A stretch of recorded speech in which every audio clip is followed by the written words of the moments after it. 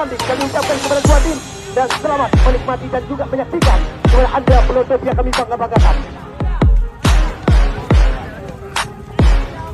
Ya, di mana kali ini kami mencoba kerjasama dengan Murtalimpo. Yang umpan dipindahkan kali ini. Pemain yang pernah diandalkan tadi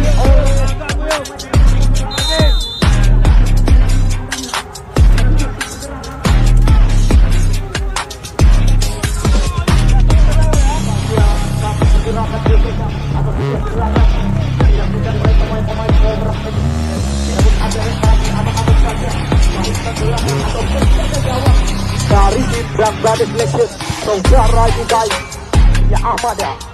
Ya, namun kembali lagi Arman Jawi mencoba kerjasama dengan Rahmat Arun. Ya, Rahmat Arun ke belakang. Dia Syahrial berpindah kali.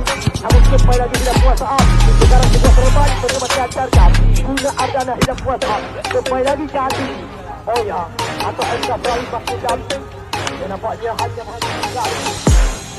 Ya, penonton yang kamu bangga-banggakan, insan penembak bola yang kamu cintai, yang baru saja datang.